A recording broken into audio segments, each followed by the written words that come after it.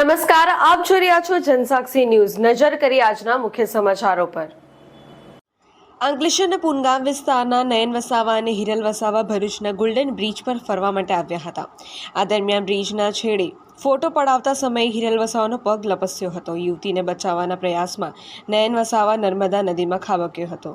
સ્થાનિક લોકોની મદદથી યુવતીને તરત જ સુરક્ષિત રીતે બચાવી લેવામાં આવી હતી, પરંતુ યુવક નદીના તેજ પ્રવાહમાં વહેતો ગયો હતો। ઘટનાની જાણ થતાં સ્થાનિકો અને ફાયર વિભાગની ટીમ સ્થળ પર પહોંચી હતી અને યુવકની શોધખોળ શરૂ કરવામાં આવી હતી। જો કે 2 દિવસ બાદ આજરોજ વહેલી સવારમાં સ્થાનિક નાવિકો અને સામાજિક કાર્યકર ધર્મેશ સોલંકીની મદદથી યુવકના મૃતદેહને નર્મદા નદીમાંથી શોધી કાઢી બહાર કાઢ્યો હતો અને યુવકના પરિવારજનો તેમજ અંકલેશ્વર બી ડિવિઝન પોલીસને જાણ કરતા પરિવારજનો અને પોલીસ સ્થળ પર પહોંચી હતી।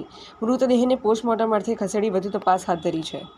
નર્મદા મૈયા બ્રિજ અંકલેશ્વર તરફના છેડે 2 દિવસ અગાઉ એક યુવક અને યુવતી નર્મદા મૈયા બ્રિજની નીચે નર્મદા નદીના કિનારે સેલ્ફી પાડવા જતાં યુવતીનો પગ સ્લીપ થઈ જતાં તે પાણીમાં ડૂબતી હોય સાથેના યુવકને આ જોતાં તેને બચાવવા જતાં યુવતી તો બચી ગઈ, પણ યુવક નર્મદા નદીના પાણીમાં ગરકાવ થઈ ગયેલ અને ત્યારબાદ 2 દિવસથી સતત અંકલેશ્વર ફાયર, સ્થાનિક નાવિકો અને સામાજિક કાર્યકર ધર્મેશ સોલંકી ત્રણેયની મદદથી શોધખોળ ચાલુ હતી, પણ મૃતદેહ મળી રહેલ નહીં હતો। પણ આજરોજ વહેલી સવારમાં સ્થાનિક નાવિકો અને ધર્મેશ સોલંકીની મદદથી આજરોજ આ યુવકનો મૃતદેહ મળી આવેલો છે।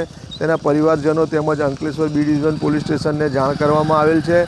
મૃતદેહને પીએમ અર્થે આરોગ્ય કેન્દ્ર ગળખોલ ખાતે ખસેડવામાં આવેલ છે।